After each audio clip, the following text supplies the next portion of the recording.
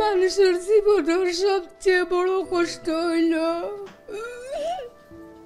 ছেলে সন্তানের মৃত্যু।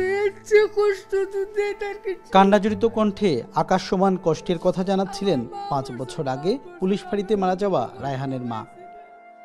4 জন মানুষে মিলিয়া চাক্ষুষ প্রমাণ মার্ডার করছে, 63টা সাক্ষী তো আইছে আমার বাচ্চারে মার্ডার করছে, এবং কি সিসি ফুটেও আইছে আমার বাচ্চারে সুস্থ অবস্থায় নিয়ে তারা হারাইছে, আর আমার বাচ্চারে মৃত তুলা বাড়িয়া আনিয়া আর বা করছে।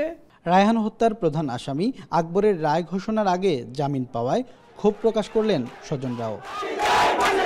সাজার সময় তার ফাঁসি হইতো, আমরা দাবি দিতাম তার রায় দিত, এই জায়গার জামিন হয়ে যায় সামনে, এই জিনিসটা তো আমরা তো মানিয়ে নিতাম পারলাম না। যেই সময় পূর্ণরূপে ন্যায় বিচার আমরা পাওয়ার কথা ছিল, ওই সময় প্রধান আসামিকে ছেড়ে দেওয়া হলো, এতে আমরা খুবই মর্মাহত এবং আমরা দুঃখিত। পুলিশ সাধারণ হইয়া পুলিশে যে ছাড় পাইল, আমরা তো সাধারণ পাবলিক হইয়া আন্দোলন করলাম, এগুলা কি পাইলাম আমরা।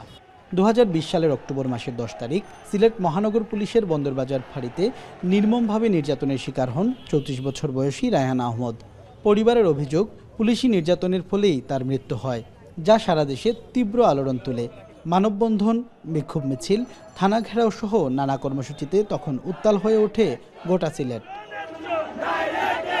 পরবর্তীতে রায়হানের স্ত্রীর মামলাতে প্রধান আসামি এসআই আকবর হোসেন ভূঁইয়াকে 1 মাস পর কানাইঘাটের ডনা সীমান্ত এলাকা থেকে গ্রেফতার করা হয়। 2021 সালের 5 মে পিবিআই আলোচিত এই মামলার অভিযোগপত্রে বন্দরবাজার পুলিশ ফাঁড়ির ইনচার্জের দায়িত্বে থাকা এসআই আকবর হোসেন ভূঁইয়াকে প্রধান আসামি হিসেবে অভিযুক্ত করার পর থেকেই কারাগারে ছিলেন তিনি। উচ্চ আদালত থেকে এসআই আকবর হোসেনের জামিন মঞ্জুরের পর নিম্ন আদালত থেকেও বিষয়টি নিশ্চিত করা হয়। পরে এ সংক্রান্ত তথ্যের নথি কারাগারে পাঠানো হলে রোববার তাকে জামিনে মুক্তি দেওয়া হয় বলে নিশ্চিত করেন সিলেট কেন্দ্রীয় কারাগার 2-এর জ্যেষ্ঠ জেল সুপার।